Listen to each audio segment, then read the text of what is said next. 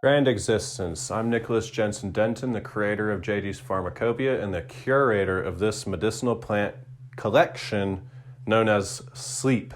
Now, I created this plant medicine collection for pretty self-explanatory purposes, to help put me to sleep, to help put you to sleep, to help put people to sleep naturally with natural medicine, because we have the technology.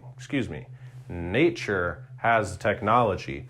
We lack understanding of the world, and so I've committed to understanding the world at this point, and I've discovered that there is a great synthesis between ancient wisdom. Since time immemorial, we've been using plant medicines to do basic things to help us take control of our life, and Western materialist modern science has miraculously agreed upon a couple key factors here. Now, these factors are the sleep factors. What are the sleep factors?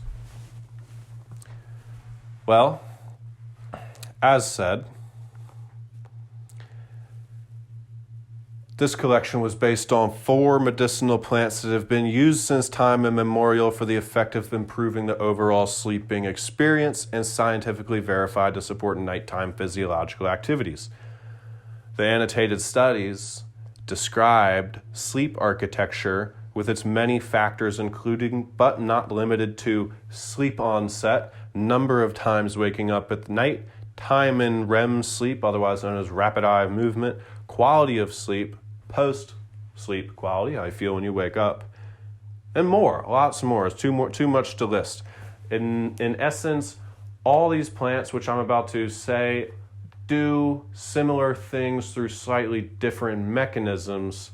This is important in plant medicine and applied plant medicine because every day, when you go to sleep, it's not always for the same reason. Sometimes there's lots of different reasons. I'm not going to make stuff up, but it's a lot of different reasons, mainly because we just can't shut off. And that's one thing all of these herbs have been proven to do scientifically, is to sedate you, to tranquilize you, and then to increase the sleep onset, the amount of time it takes to go to sleep.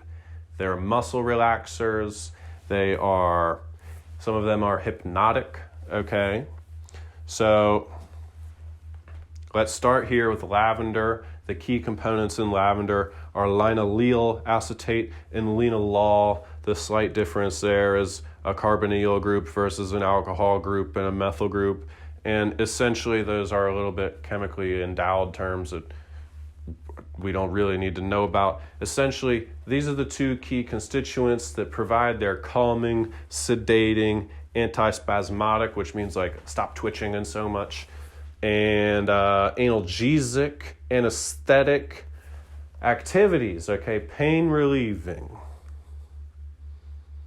calmative, anxiolytic, antidepressant, okay, it reduces anxiety, reduces depression. These were clinical studies, okay? Clinical, in vivo, and in vitro, meaning in cell cultures of humans, animal studies, and in human studies, where people were filling out dream diaries and saying, yep, these plants are amazing, okay? And so that's the first one. Lavender, very well known, time immemorial. I love that word. We've been using them for thousands of years, and finally, Western science, the high priests of today, have agreed, yes, the ancients were right.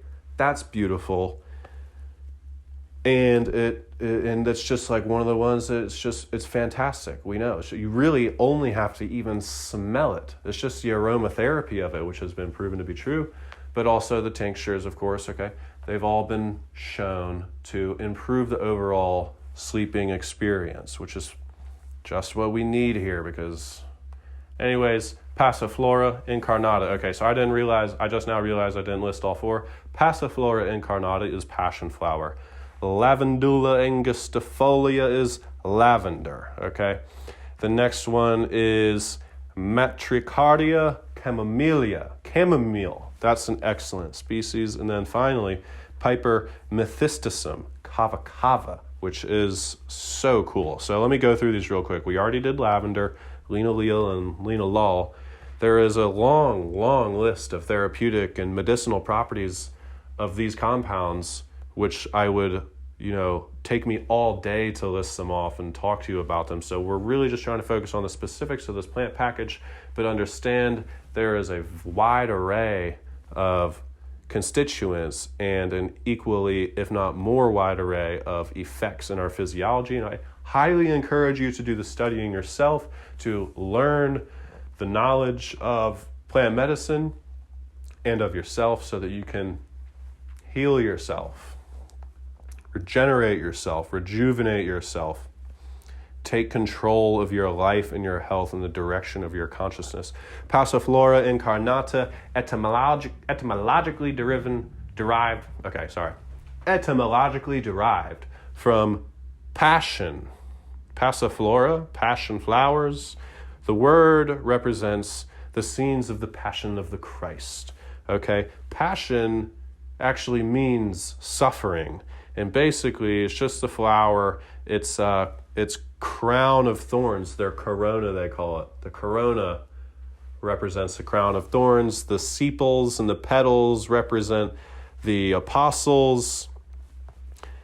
And its entire story is particularly interesting. However, its secondary metabolites are even more interesting because this is another herb we've been using for thousands of years since time immemorial, which we have scientifically proven with our Western materialist worldview, and to agree upon the notion that passionflower increases sleep onset, sleep quality. Not only that, it promotes neurogenesis, which I think is incredible because, obviously neurogenesis is, for the most part, always occurring if you're in the right mind state. It's really always occurring. The question is, what's the ratio between what you're destroying and what you're creating within yourself? Sometimes might need to be adjusted depending on who you are and what you're doing.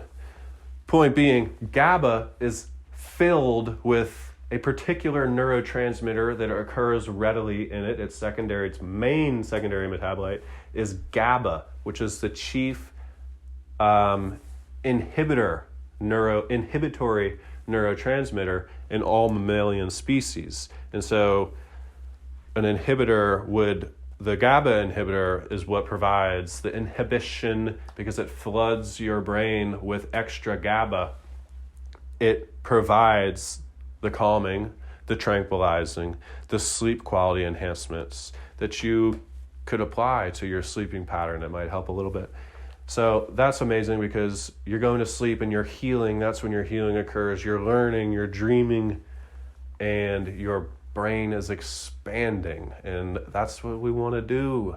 Know ourselves, come to understand, come to realize what is really within us, right? And so if you look at the charts there, those are just some PCR analyses showing that GABA is in fact the main compound present in Passionflower incarnata, which is wonderful. Again, these things have a range of medicinal actions. They're really good for anxiety. They are really good for increasing sociability, okay, and to relieve pain, to relax the muscles, as hypnotics, as anti-anxiety agents. So really a good social herb in general to ease you, to soothe you, but particularly to put you to sleep. Now third, we have Metricardia chamomile, which we all know, we've all seen. It's an herb that is native to the Middle East, and it has shown to be a powerful sleep inducer, especially in the mid to elderly range people. We all have different reasons for why we can and we can't sleep, and actually babies and children are way different than old people and mid-range people. So that's an important thing to note if you are still a developing human being. The science is there that it'll help for sure in your sleeping habits. However, it is particularly powerful in mid-range to elderly people. So keep that in mind when you're using chamomile for your sleep. It's also an antidepressant and immune regulator. Its antidepressant activities are particularly noticeable in women, especially particularly postpartum. So if you fall in that group, just know that chamomile is there for you. Mother Nature, everybody can identify those. They literally are everywhere. Everywhere is, I guess, overshooting a little bit, but again, we have a range of activities: anti-allergenic, gastroprotective, anti-cancer, anti-inflammatory, anti-diabetic, anti-parasitic. The list goes on and on and on. Let's focus our intention though. Let's focus the reason for why we're choosing these, because you need to connect the mind with your matter. You can't just be out there in la la land while you're trying to correct your internal terrain, okay? You need to realize that when your thinking changes, your chemistry changes. And when your chemistry changes, your thinking changes. So it's a two-way bridge. And people don't really know where thoughts come from or what they're really doing. Most people just think they're some sort of byproduct of the brain, like bile is in the liver. But really, the fact of the matter is here, it's a non-corporeal supra force that is beyond all the physical matter. And that's important because you can drive your flesh vessel in any particular direction you desire. And if you need to go to sleep, I highly recommend using chamomile intentionally. And now what that means is use it as an alchemical meditation. Sit with the herb, think with the herb, connect with the herb, meditate with the herb. Go read my blog on alchemical meditation to understand how to correctly use spagyric medicines as the consumable talismans which they were meant to be. Okay, so moving on, chamomile. They call it the star medicinal plant. It has a huge list of medicinal properties. This is just A through, actually, that's a lot of them. That's A through W. I know there's more, but that's a big list. You can read this on your own time and see what else you could possibly use chamomile for. I really am trying to encourage people to learn about nature themselves, because when you learn about nature, you're only learning about yourself. All is self, as within, so without. The universe is you. You are the universe. So know yourself, okay? That's the first rule of the Delphic Oracle. That's where everybody gets their greatest wisdom from, right? Pythagoras, Plato, all these guys that from the back in the day, the Plotinus, I'm not sure exactly. Everybody went to Egypt to go see the oracles, to get the mystical visions, to get the knowledge, to bring it back to their people. You got to read about the mystery schools in Egypt. This should blow your mind. At any rate, Piper Methystisum, Kava Kava. Why we can't just say Kava is beyond me. It grows naturally in the South Pacific Islands, and this is a really cool herb, actually. It has come into fame quite recently for its hypnotic, euphoric effects, actually. And in the South Pacific, where it come from, traditionally, the islanders would use it in a decoction of coconut water and like 2 or 3 other, I think water, coconut milk, and Kava Kava. And they would use that in replacement of alcohol as a muscle relaxant, as a sedative, and really almost as an herb of recreation. But really, I mean, that's what it has developed into in modernity. Traditionally speaking, they used Kava Kava in religious ceremonies to, quoting the scientific literature now here, achieve higher levels of consciousness and to communicate with spirits, gods, and demigods, okay? That's what they're using it for. I'm not entirely sure or aware of how, but one thing that could shed some explanatory power as to how is this study they did on mice, on sleep-deprived mice with Kava Kava. They found that, of course, Kava Kava enhanced the overall sleep experience, but one particular thing it did was increase the number of times that the mouse brain entered into the delta state while it was asleep. Now, if you're unfamiliar with the delta state, it is the lowest brain wave that your brain can enter. I think it's between 0.1 and 4 hertz, so is the range of the electrical waves that are emitting out of your brain in the delta state. And you don't access this state while you're awake unless that you are somebody who has been meditating, what they call an advanced meditator in the literature, somebody who's been meditating your whole life, basically. They've found that you only enter the delta state in deep sleep, usually always while you're in rapid eye movement. However, in the mouse study, it increased. It does happen outside of the REM sleep, not as much as inside, but in the mice, it increased the amount of time periods of delta state, both in and outside of REM sleep, which is significant because if you don't know, or I'm assuming you do because you're here listening to JD's Pharmacopeia, and if you've seen the other stuff, then you know that it's not just Pharmacopeia. This is the knowledge of the ages we're trying to bring forth here. And part of that is the true nature of consciousness and life and reality is the fact that your life force is distinctly separate from your physical body, your 5 senses in the physical world. And when you are attempting to move your awareness or your life force beyond the physical world to, let's be real, when you sleep, you go into the spiritual world and your level of awareness and consciousness dictates your experience there. So whether you're taking full advantage of what's occurring in these worlds or if you're being taken advantage of in it is a reflection of your consciousness. And what they say, because what happens in a dream is not exactly empirical, okay? But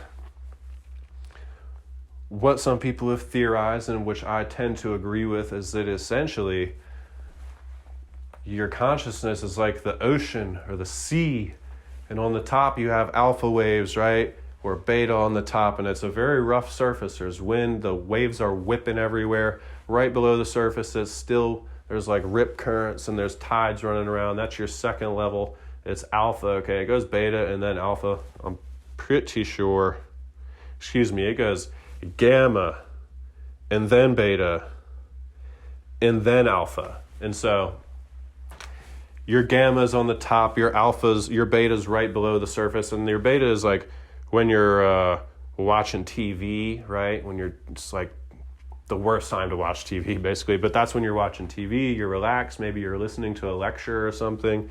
Your gamma is when you're wide awake. Technical error right there, sorry, bear with me. Your alpha wave is when you are very relaxed and you're going into meditation, and your theta is when you are in deep sleep. Okay, your theta is when you are entering into dreams and you are in a state of deep rest. Occasionally, throughout sleep, while you're in REM sleep, you will enter into delta in and out. This is where it is supposed that you connect with the source of life itself, where creativity comes from, where inner vision comes from. When these advanced meditators were getting delta in the awakened state, it was because of their technique of meditation, which was visualization, something that occurred inside their brain when they were eating apples, when they were meditating on love. Okay, they noticed this strange brain activity. And so what that's saying is that the development or the onset of an inner vision, or the use of the extra eye that they always talk about. Some people call it the third eye. I call it the first eye because obviously it really was the first eye. But essentially, when you're in the deepest state, you're connecting with the omnipresent force. And the omnipresent force can really communicate with you and share your experience with you in sleep. Okay, and it says in the Bhagavad Gita, every time man goes to sleep and then he wakes up, he's walking over this buried gold that he has no idea that it's there, but it's his. That's what the kingdom of heaven is. That's what it means to know yourself, to know that gold is yours and that this kingdom, this world was made for you, and that life happens for you, not to you, okay? So that's a big part of the mindset we're trying to break, that people feel like they're victims of life. But personally, I believe if you're here, it's because you asked for it. It's because you want to be here. It's because there's something here that's calling you, that's attracting you. And when you sleep and in your dreams, you can hear these things, you can see these things, you can be motivated by these things. And if your sleep schedule is right, like it always, for me, it was always about your sleep schedule. If you read How to Know Higher Worlds by Rudolf Steiner, in my recommended reading, the ideal spiritual life is a perfectly balanced cycle of going to sleep and waking up. The perfectly balanced spiritual life is a perfectly balanced cycle of going to sleep and waking up, the ultimate ebb and flow of consciousness. So that's why I thought it critical to create the sleep package, because you don't need all the extra stuff. Melatonin is fantastic. Like, don't get me wrong, I use melatonin all the time, but we don't need to use melatonin. Our body creates melatonin, so why isn't it doing it at the right time for you to do it? Okay, these herbs will allow your body to slowly shift back into the natural cycle so that hopefully you can heal your sleeping patterns and be the God that you were meant to be, okay? Because when you go to sleep, you become gods. But when you wake up, you become a devil. So if we're going to be asleep for a quarter of our life at the least, you know, instead of it being a completely unconscious time, it could be a time where we can realize our potential, realize who and what we truly are and where we come from. And the fact of the matter is that God speaks through dreams. As the South Pacific Islanders noted, demigods speak through dreams. Angels, entities, intelligences non-local to this reality permeate the dream space. And so it's important that we understand really what the role of consciousness is and what the role of sleep is in life, because it's a lot more than just rejuvenating your body. It is a whole other world. It's a multiverse, truly. So, with that being said, I just am trying to encourage the natural accessing of these realms, because the power and the knowledge that we can get out of there, it's more power and knowledge than you can get from Google, okay? It's more power and knowledge than you can get from anywhere on earth, okay? In fact, all power and all knowledge on earth is only an attempt to replicate what's already within us. You cannot create. You can only create what you already are, okay? The internet, these cell phones, these TVs, these devices, if we spend enough time within ourselves, we would realize that we have the same capacities as all these things around us in our world. All these technologies are already within us, basically. They're already within our DNA, and so is our ability to use it the right way, okay? So that's why I that's why I curated this plant medicine collection, to help us all get to sleep a little bit better.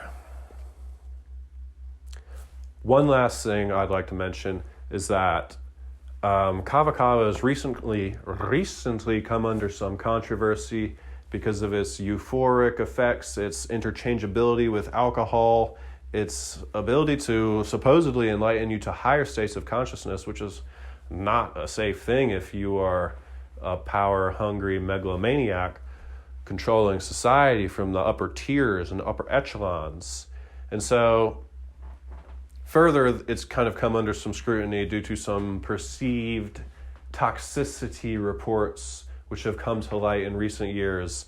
Now, while it is true, I would like to clear that up while we're here. Essentially, there is a bunch of different constituents of Kava Kava. The most abundant secondary metabolites, the most abundant medicinal compounds are the kava lactones that is in the medicine that is in the plant, which and they are water soluble, okay? So you can get the kavalactones out just through the water, just through a water decoction. And that's what they were doing in South Pacific. That's what we've been doing for a very long time with teas and such. However, some scientists, some extracts, specifically in Europe, like, I don't know what they're doing over there, but clearly what they're doing actually is extracting Kava Kava with acetone and very sharp spirits, which are not pulling out the total kavalactones. In fact, they're only pulling out, they're pulling out the kavalactones, but it's such a small quantity, such a small ratio, and compared to another secondary metabolite that occurs within it known as glutathione, which is the toxic one, okay? So if you extract Kava Kava with, say, acetone or 100% proof alcohol, 100% proof, 100% 200 proof alcohol, what you're going to find is that it's poisonous. And if you consume that, you might have to go get an organ changed out, or you might die if you are already really weak organs and body immunocompromised. So keep that in mind. But as a specialist making plant medicine, I can assure you that the kavalactones and the glutathiones together, what they've shown in the scientific literature, which I encourage you again to go read and learn for yourself, it is the synergy between these two herbs which work together, which not only negate the toxicity, but enhance the bioavailability of the kavalactones. This means that you can't just extract Kava Kava and pure alcohol, or even 50% might be too high. You have to go down to at least 25%. I wouldn't go above 30. The literature is there to show you the toxicity reports. You're not going to get any sort of negative effects unless you're taking mass quantities for a very extended period of time.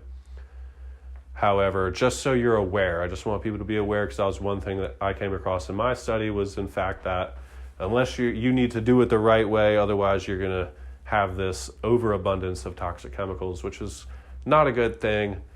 So basically what I'm saying is my Kava Kava is extracted with 25% alcohol, and I also have water extracts alone available. So I hope that was not too much.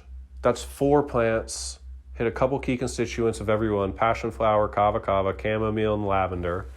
Okay, all sedating, all sleep inducing, all enhance the overall sleep experience, put you to sleep, increase the quality. Okay, this is truly a beautiful synthesis of ancient traditional herbs since time immemorial, paired together with the scientific truth, the scientific evidence. Okay, scientific facts. Science doesn't create truth, I'm sorry.